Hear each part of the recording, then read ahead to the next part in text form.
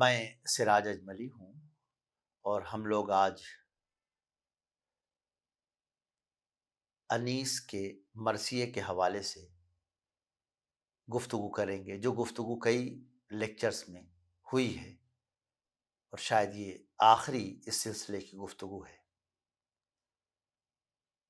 جس میں مرثیے کی تمام خصوصیتیں اور مرثیے کے تمام نکات اور مرثیے کے تمام پہلو ہم نے ڈسکس کیے، ہم نے ان کی گفتگو کی، ان کے بارے میں باتیں کی اور مختلف حوالوں سے آپ کو یہ بتانے کی کوشش کی کہ شاعری میں مرثیے کا کیا مرتبہ ہے اور مرثیہ امام حسین جس طرح ہمارے شعراء نے لکھا ہے، اس بیان واقعہ شہادت میں رسائی شاعری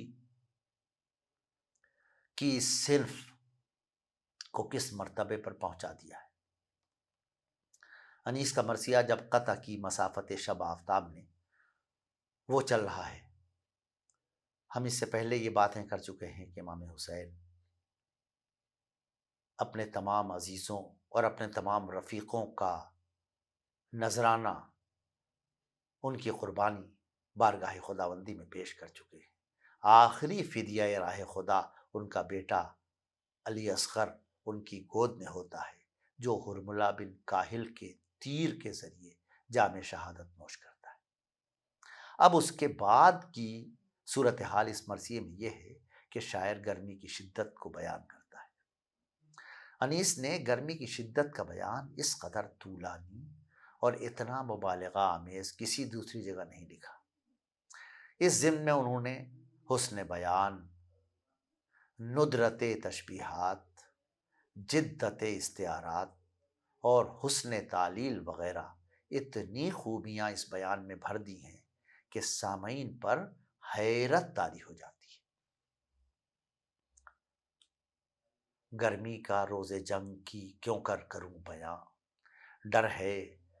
کہ مثل شمع نہ جلنے لگے زماں،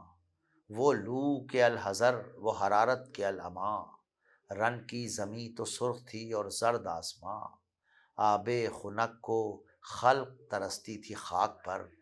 گویا ہوا سے آگ برستی تھی خاک پر۔ اب دیکھیے کیسے لفظیات پر ذرا غور کر لیجئے۔ آب خنک کو خلق ترستی تھی خاک پر، یہاں خے جیسے مشکل حرف کی آواز کو کیسی سہجتا سے، کیسے سہل طریقے سے،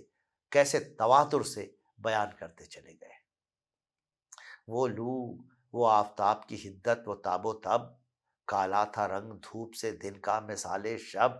خود نہر القما کے بھی سوکھے ہوئے تھے لب، خیمے تھے جو حبابوں کے تپتے تھے سب کے سب، اڑتی تھی خاک، خشک تھا چشمہ حیات کا، کھولا ہوا تھا دھوپ سے پانی فرات کا۔ اب گرمی کی ایک صورت یہ ہے، اب اس میں خیمے جو تھے حبابوں کے تپتے تھے سب کے سب، بلبلے پر کیا اثر ہے گرمی کا، یہ کس طرح بیان کیا ہے، کتنا نازک یہ بیان ہے۔ خود نہر القما کے بھی سوکھے ہوئے تھے لب، حسن تعلیل کی مثال ہے، اس لیے کہ دریا کے کنارے جو ہے دھوپ میں تو خشک ہوتے ہی ہیں اور دریا پانی سے لبریز رہتا ہے، اور کنارے دریا کو لب دریا کہتے ہیں۔ جھیلوں سے چار پائے نہ اٹھتے تھے تاب شام، مسکن میں مچھلیوں کے سمندر کا تھا مقام، آہو جو کاہلے تھے تو چیتے سیاہ فام، پتھر پگھل کے رہ گئے تھے مثل موم خام، سرخی اڑی تھی پھولوں سے سبزہ گیاہ سے، اور پانی کنووں میں اترا تھا سائے کی چاہ سے۔ اب اس میں دوسرا مصرع جو ہے، مسکن میں مچھلیوں کے سمندر کا تھا قیام۔ پانی، مچھلی تو پانی میں ہوتی ہے اور پانی سب سے زیادہ سمندر میں ہوتا ہے، لیکن سمندر کہتے ہیں بحر کو، سمندر کہتے ہیں سمندر کا معرب ہے، یہ سمندر کا جو مفرس یا مورد کہہ سکتے ہیں، یعنی اصل سنسکرت ہے اور اس کا جب اردو فارسی بنایا سمندر، دونوں جگہ استعمال ہوتا ہے۔ لیکن سمندر اس کیڑے کو کہتے ہیں جو آگ میں پایا جاتا ہے، لیکن سمندر اور سمندر، سمندر کو سمندر بھی کہہ دیتے ہیں، یعنی بحر کو بھی سمندر لوگ کہتے ہیں۔ تو اس رعایت سے فائدہ اٹھایا ہے۔ دیکھیے مصرع کیسے بنایا کہ مسکن میں مچھلیوں کے سمندر کا تھا مقام، یعنی خالص پانی کے اندر جہاں مچھلیاں رہتی ہیں وہاں اتنی گرمی تھی کہ سمندر وہاں پیدا ہو جائے، آگ کا کیڑا وہاں پیدا ہو جائے۔ ہرن کالے ہو جاتے ہیں گرمی میں تو عام محاورہ ہے۔ پتھر جو ہیں وہ موم کی طرح پگھل رہے تھے، اتنی خطرناک گرمی تھی۔ آب رواں سے منہ نہ اٹھاتے تھے جانور، جنگل میں چھپتے پھرتے تھے طائر ادھر ادھر۔ مردم تھی 7 پردوں کے اندر عرق میں تر، اور خسخانے مژہ سے نکلتی نہ تھی نظر۔ گر چشم سے نکل کے ٹھہر جائے راہ میں، پڑ جائیں لاکھوں آبلے پائے نگاہ میں۔ یہ تو بند ایسا زبردست ہے گرمی کی شدت کے بیان میں، میرے خیال میں اس سے خوبصورت بند تو اردو شاعری میں نہیں لکھا گیا۔ مردم تھے 7 پردوں کے اندر عرق میں تر، مردم کہتے ہیں انسانوں کو، لیکن مردم کہتے ہیں آنکھ کی پتلی کو۔ یہ جو ہماری آنکھ میں سفیدی کے بعد جو پتلی ہوتی ہے، جو گردش کرتی ہے، اسے ہم دیکھتے ہیں، اس کو ہی مردم کہتے ہیں۔ اب وہ عرق میں تر ہے، عرق میں تر بھی ہوتی ہے، آپ دیکھ رہے ہیں پانی تو آنکھوں میں ہوتا ہی ہے۔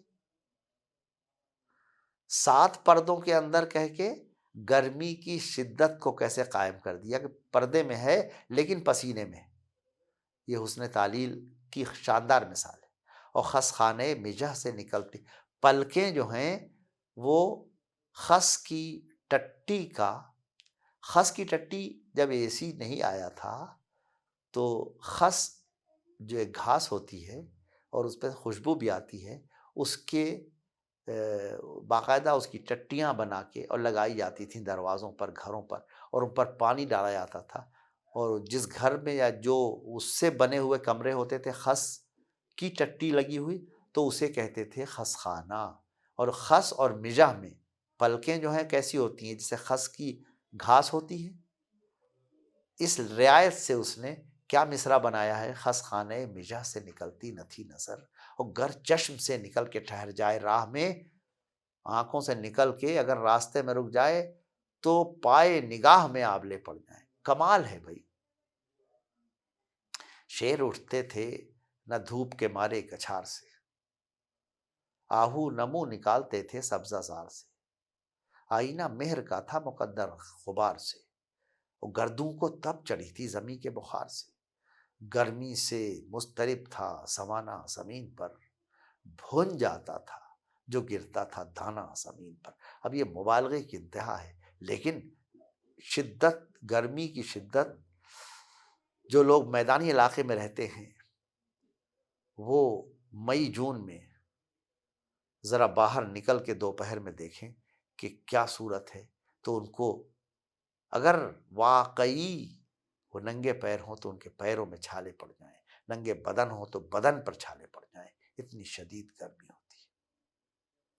گرداب پر تھا شعلہ جوالہ کا گماں، انگارے تھے حباب تو پانی شرر فشاں، اب منہ سے نکل پڑی تھی ہر ایک موج کی زباں، تہ پر تھے سب نہنگ مگر تھی لبوں پہ جاں، پانی تھا آگ گرمی روزے حساب تھی،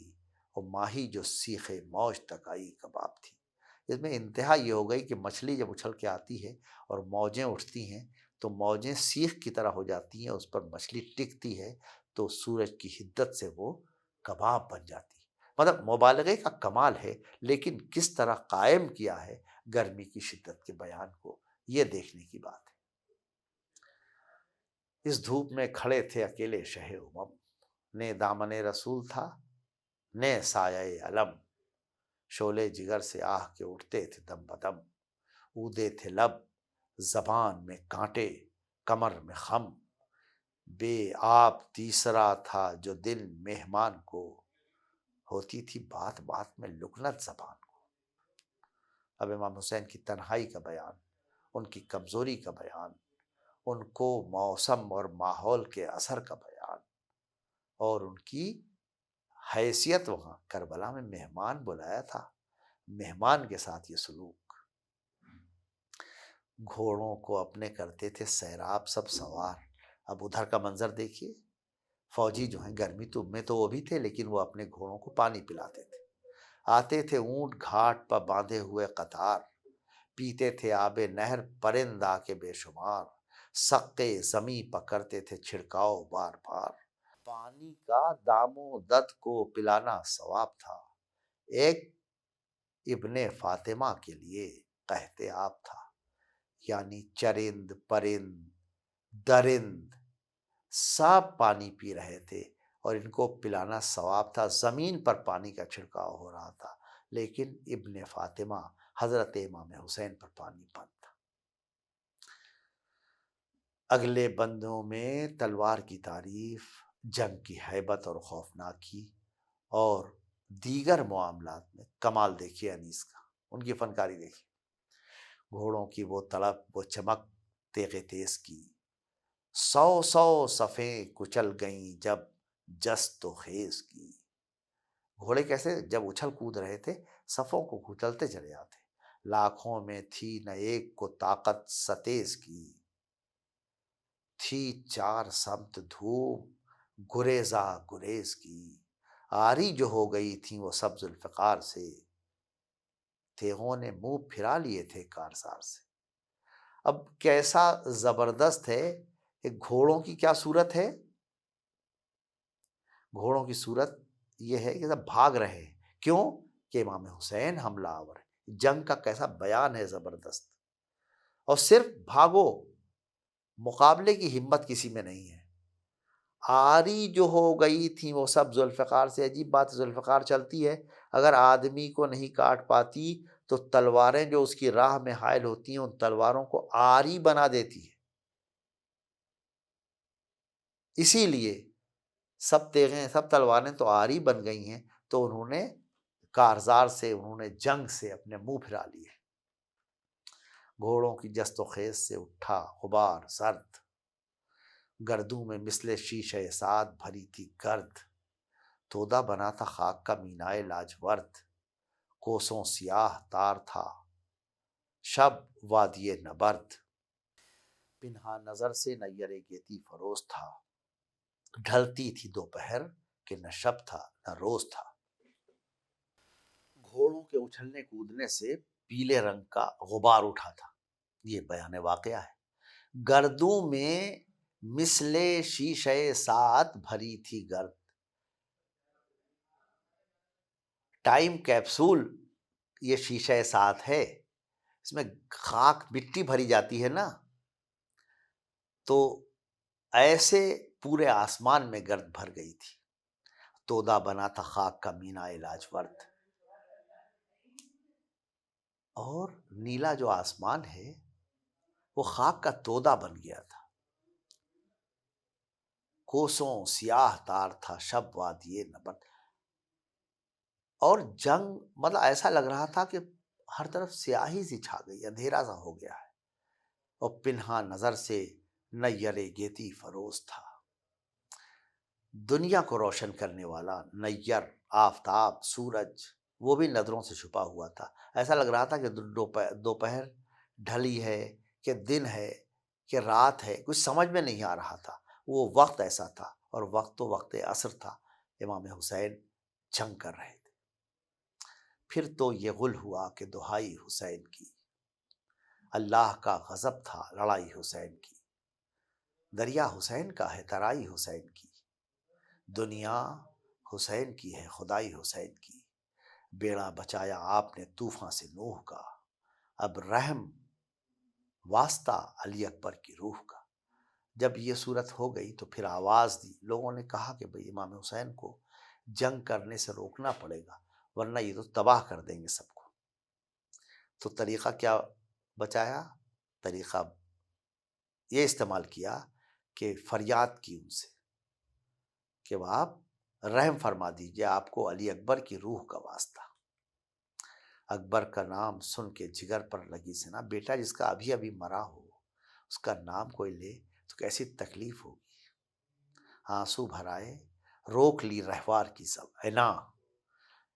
لگام کھینچ لی، انا کہتے ہیں لگام کو، مڑ کر پکارے لاش پسر کو شہ زماں، اے بیٹے کی لاش کی طرف توجہ کی، اور تم نے نہ دیکھی جنگ پدر، اے پدر کی جان، تم نے اپنے باپ کی جنگ دیکھی ہے جان پدر؟ ارے قسمیں تمہاری روح کی یہ لوگ دیتے ہیں، لو اب تو ذوالفقار کو ہم روک لیتے ہیں۔ اور ان کا تمہاری روح کی قسمیں لوگ دے رہے ہیں، تو اب ہم بھی ذوالفقار کو روک لیتے ہیں۔ چلایا ہاتھ مار کے زانو پا ابن سعد، اے واہ فضیحتا یہ ہزیمت ظفر کے بعد، زیبا دلاوروں کو نہیں ہے خلاف واد، ایک پہلواں یہ سنتے ہی گرجا مثال رات، نعرہ کیا کہ کرتا ہوں حملہ امام پر، اے ابن سعد لکھ لے ظفر میرے نام پر۔ اب جب امام حسین نے اتنی زبردست جنگ کی، تو امر سعد نے کہا کہ بھائی سب تو جیت کے ہار رہے ہو، اور تم نے وعدہ کیا تھا کہ جیتو گے، یہ دلاور ہو تم تو تمہیں خلاف وعدہ زیبا نہیں ہے۔ تو اس کی فوج کا ایک پہلوان چلایا، اور اس کے لیے استعمال کیا ہے گرجا مثال رات، جیسے بجلی چمکتی ہے، جیسے بادل گرجتے ہیں، ویسی آواز آئی، نعرہ کیا کہ کرتا ہوں حملہ امام پر۔ اس نے بتایا کہ میں جا رہا ہوں امام حسین پر حملہ کرنے، اور اے ابن سعد لکھ لے ظفر میرے نام پر، فتح ظفر اب میرے نام تو لکھ لے۔ اب اس دشمن امام حسین کا، اس پہلوان کا سراپا بنایا ہے۔ دیکھیے، بالا قدو کلفتو تنو بندو خیرہ سر، روئیں تنو سیاہ دروں آہنی کمر، ناوک پیام مرگ کے ترکش اجل کا گھر، اور تیغیں ہزار ٹوٹ گئیں جس پر وہ سپر، دل میں بدی طبیعت بد میں بگاڑ تھا، اب گھوڑے پہ تھا شقی کہ ہوا پر پہاڑ تھا۔ اب یہ ایسا بیان ہے، وہ اتنا موٹا تازہ اتنا زبردست تھا کہ ایسا لگ رہا تھا کہ گھوڑے پر نہیں ہے بلکہ ہوا پر پہاڑ چلا آ رہا ہے۔ بالا قد تھا، قد اس کا بہت بلند تھا، اور موٹا تازہ تھا، اور اس کے سر میں بہت زیادہ بغض رسول و آل رسول بھرا ہوا تھا، یعنی اسے خیرہ سر استعمال کیا ہے کہ اس کے سر میں نقصان کی جتنی جہتیں ہو سکتی ہیں وہ سب بھری ہوئی تھی، اور وہ کمر اس کی لوہے کی تھی، اس کے تیر جو تھے وہ موت کا پیغام تھے، اور جن تیر جہاں رکھے جاتے ہیں ترکش، وہ موت کا گھر تھی۔ جو سپر اس کے پاس تھی، اس سپر پر ہزاروں تلواریں ٹوٹ چکی تھی، اور اس کے دل میں بدی تھی اور طبیعت میں بگاڑ تھا، گھوڑے پہ تھا شقی کہ ہوا پر پہاڑ تھا۔ یہ بیان ایسا زبردست ہے، کھنچ جائے شکل حرب وہ تدبیر چاہیے، دشمن سبھی مقر ہوں وہ تقریر چاہیے، تیزی زباں میں صورت شمشیر چاہیے، فولاد کا قلم دم تحریر چاہیے، نقشہ کھینچے گا صاف صفے کارزار کا، پانی دوات چاہتی ہے ذوالفقار کا۔ اب ادھر ایک وہ منظر دکھایا، ایک یہ منظر کہ کس طرح کی حرب ہو، کیسی جنگ ہو، کیسی تیزی ہو زبان میں، کیسی باتیں ہوں اور کیسے حملے ہوں، کیسے کارزار کا نقشہ کھینچے، اور کیسے اس منظر کو بیان کیا جائے۔ اور آخری مصرع کہتا ہے کہ پانی دوات چاہتی ہے ذوالفقار کا، یعنی تیزی ایسی ہو اس منظر کو بیان کرنے کے لیے کہ جیسی تیزی ذوالفقار میں تھی، وہ تیزی جو ہے وہ بیان میں آ جائے۔ لشکر میں اضطراب تھا، فوجوں میں کھلبلی، ساونت بے حواس ہراساں دھنی بلی، ڈر تھا کہ لو حسین بڑھے تیغ اب چلی، غل تھا ادھر ہیں مرحب و انتر ادھر علی، کون آج سر بلند ہو اور کون پست ہو، کس کی ظفر ہو دیکھیے کس کی شکست ہو۔ اب ایسا لگ رہا تھا کہ وہ خیبر کا معرکہ ہے، یہ لشکر امام حسین، مخالفین امام حسین میں یہ شور تھا، اور ہر وہاں پہ جو بہت ہی دھنی، بہت ہی بلی، بہت ہی طاقتور، وہ امام حسین کی تلوار کے خوف سے ڈرا ہوا تھا، اور کہہ رہے تھے ہم مرحب انتر ضرور ہیں لیکن ادھر علی ابن ابی طالب ہے۔ ظاہر سی بات ہے امام حسین وارث علی ابن ابی طالب ہے، کون آج سر بلند ہو اور کون پست ہو، کس کی ظفر ہو دیکھیے کس کی شکست ہو۔ آواز دی یہ ہاتف غیبی نے تب کہ ہاں، بسم اللہ ہے امیر عرب کے سرور جاں، امیر عرب کے سرور جاں، امیر عرب علی ابن ابی طالب، اور ان کے سرور جاں ان کے بیٹے امام حسین۔ ماری جو ٹاپ ڈر کے ہٹے ہر لئی کے پاؤں، ماہی پہ ڈگمگا گئے گاوے زمیں کے پاؤں۔ اب یہ کیسا زبردست بند ہے، اب اس میں زمین تو زمین، تحت الثری کا منظر بھی بیان کر دیا۔ اتنی زبردست گھوڑے کی ٹاپ تھی، اس نے جب زمین پر ایک مرتبہ ٹاپ یعنی پیر مارا ہے تو جتنے ملعون، جتنے دشمنان حسین سامنے تھے وہ تو ہٹ ہی گئے، ان کے پاؤں تو پیچھے ہٹے ہی۔ مچھلی کے اوپر جو گائے ہے اس کے پاؤں بھی ڈگمگا گئی۔ کہ قصہ کیا ہے؟ ایک خیالی جو دنیا کے بارے میں خیال ہے وہ یہ ہے کہ یہ دنیا، یہ سب تصورات ہیں اور ان کی شاعری میں بڑی کھپت ہے، تو یہ دنیا جو ہے یہ گائے کی سینگ پر ہے، اور گائے کہاں کھڑی ہے؟ مچھلی کی پیٹھ پر، اور مچھلی کہاں ہے؟ پانی پر۔ یعنی دنیا کی بے ثباتی کا یہ استعارہ ہے، اسے پوری کہانی بنا دی۔ کہتے ہیں زلزلہ جب ہوتا ہے تو لوگ کہتے ہیں گائے سینگ بدل رہی، یعنی ایک سینگ لیے تھک گئی تو اس نے دوسری سینگ پہ دنیا وہ کر دی، تو زمین ہل گئی، زلزلہ آ گیا۔ کتنی بے ثبات ہے، بیس تو ہے ہی نہیں کوئی اس کا۔ ہم بہت بنیاد کی بات کرتے ہیں، بنیاد جس دھرتی پر ہم ہیں اسی کی بنیاد نہیں ہے، اور یہی بات ثابت کرنے کے لیے یہ استعاراتی مضامین وضع کیے گئے ہیں، اور انیس نے یہاں پر انہی استعارات کا سہارا لیا ہے۔ آتا تھا وہ کہ اسپِ شہیدیں پلٹ پڑا، اب ادھر سے وہ آ رہا تھا کہ امام حسین کا گھوڑا پلٹا، ثابت ہوا کہ شیر گرسنا جھپٹ پڑا، شیر گرسنا بھوکا شیر، تیغا شقی نے ڈھال پر مارا تو پٹ پڑا، اور ضربت پڑی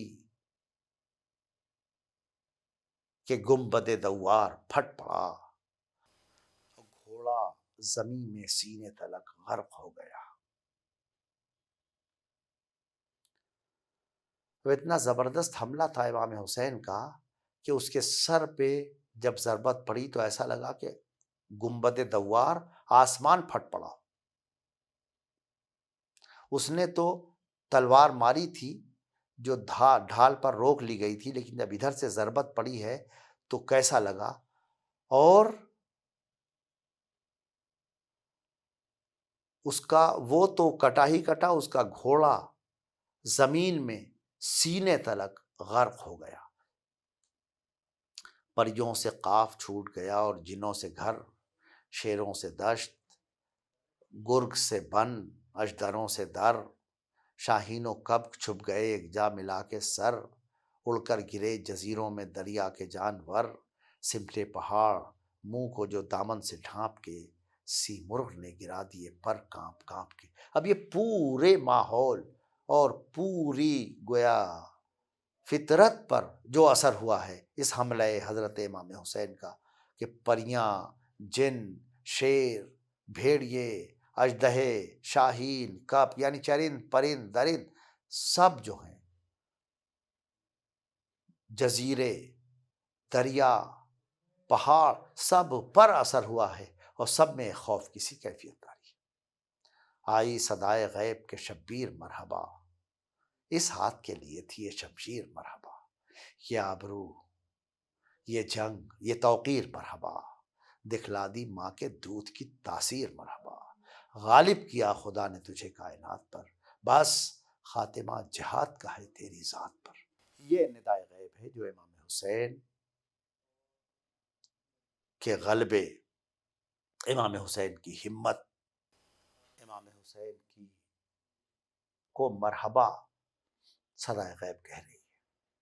اور کہہ رہی ہے کہ تمہارے ہی ہاتھ کے لیے شمشیر تھی، مرحبا مبارک۔ جنگ میں کس طرح عزت اور کس طرح توقیر برقرار رکھی جاتی ہے، قوت کا مظاہرہ کیسے کیا، تم نے تو اپنی والدہ کے دودھ کی تاثیر دکھا دی، اور تم، خدا نے تمہیں ساری کائنات پر غلبہ عطا کیا ہے، اور تمہاری ذات پر جہاد کا خاتمہ ہے۔ بس اب نہ کر وغا کی ہوس اے حسین، بس اب جنگ کی ہوس اچھی نہیں ہے حسین۔ یہ آواز آ رہی ہے غیب کی، دم لے ہوا میں چند نفس اے حسین بس، گرمی سے ہانپتا ہے فرس اے حسین بس، وقت نماز عصر ہے بس اے حسین بس، پیاسا لڑا نہیں کوئی یوں اژدہام میں، اب اہتمام چاہیے امت کے کام میں۔ اب ندائے غیبی، امام حسین اشارہ غیبی پر ہی سارا معاملہ کر رہے تھے، امام حسین حجت تمام کر رہے تھے، تو مرضی غیب، مرضی خدا شامل تھی، اور امام حسین جنگ کر رہے تھے تو مرضی خدا شامل تھی۔ آواز غیبی کے آنے کے بعد انہوں نے جنگ شروع کی تھی، اور آواز غیبی ہی آئی کہ اب اہتمام چاہیے امت کے کام میں، وقت نماز عصر ہے بس اے حسین بس، یعنی امام حسین کی شہادت کا وقت آن پہنچا ہے۔ اب دیکھیے، لبیک کہہ کے تیغ رکھی شہ نے میان میں، جیسے ہی آواز ہاتف آئی، امام حسین نے تلوار نیام میں رکھ لی۔ اب اس کے بعد پلٹی سپاہ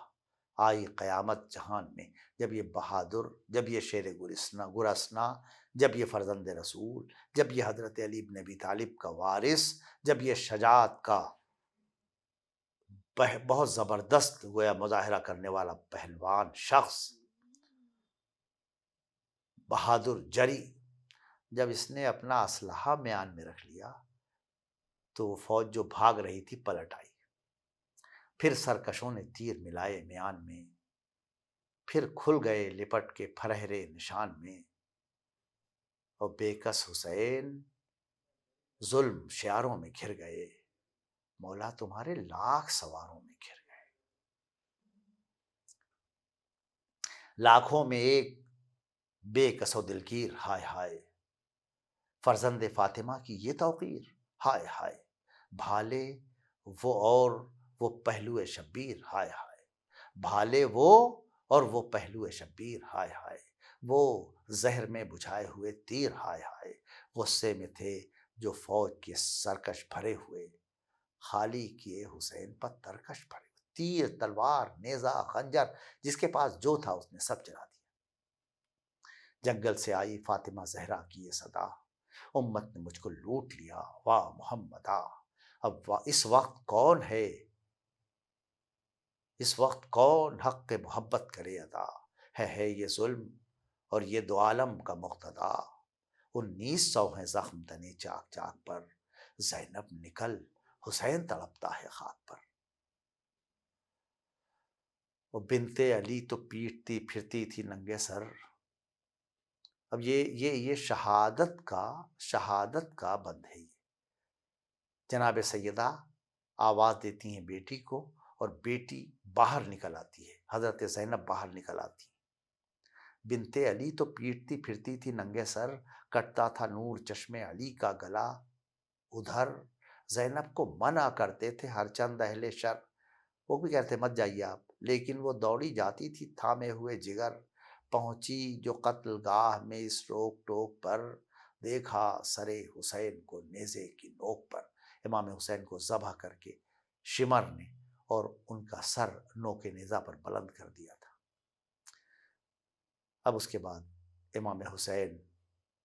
کی بہن جناب زینب کا یہ بیان دیکھی، شہادت ہوگی، اس میں تمام اجزائے ترکیبی کے حوالے سے ہم نے آپ کی خدمت میں بند پیش کیے ہیں۔ چہرے کے بعد سراپا، پھر رخصت، پھر آمد، پھر رجز، پھر جنگ،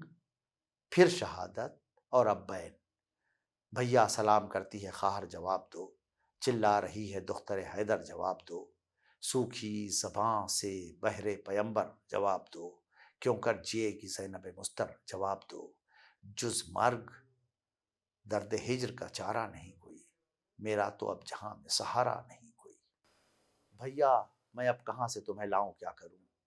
کیا کہہ کے اپنے دل کو میں سمجھاؤں کیا کروں، کس کی دہائی دوں کسے چلاؤں کیا کروں،